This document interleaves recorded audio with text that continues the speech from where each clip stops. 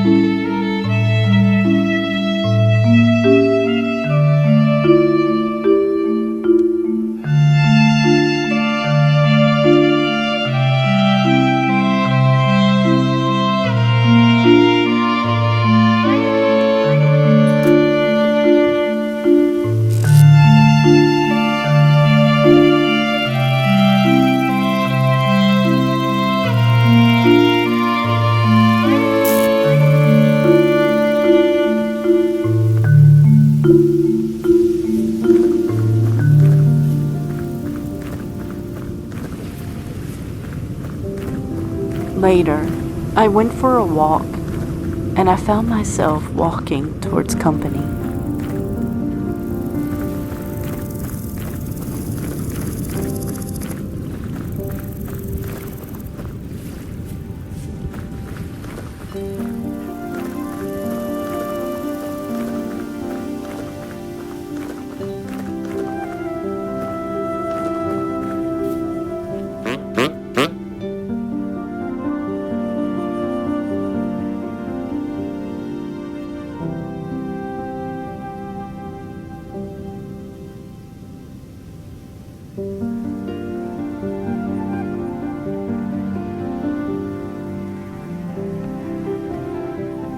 Walking home from the trader, my mind settles. Ahanu, a keeper of old stories, speaks only fragments, loose threads of what was. No bargains made today, only presents. Nearly home, the sky dripping with sunset, I find myself by a quiet pool, warmed by an outcropping of claystone, surrounded by fern and flowers. I sit by the water, feel the warmth of the rock. Slip off my overgarments and slide into the cool water and feel it carrying the weight away. For a moment, I am held, floating, free.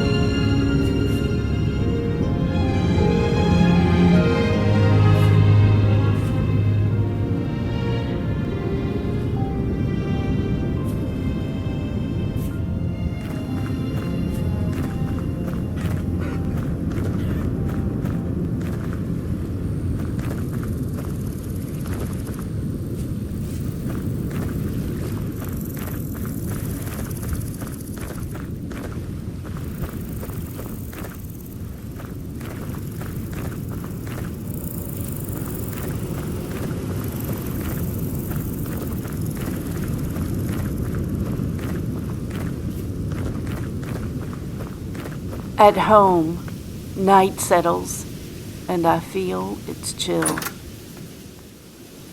I dress, place the flowers I had gathered earlier in vases, catnip in the window, and lily of the valley on the porch. A candle, too. And in candlelight and the light of the stars and the moon, I sit and sigh, letting go of the day. Above me, in the eaves, a spider weaves, thread by thread, her silent work appears.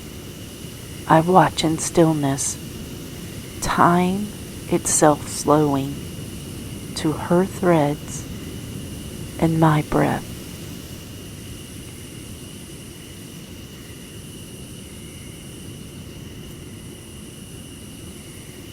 The night sky expands, and in its vastness I find myself alive, whole, at rest.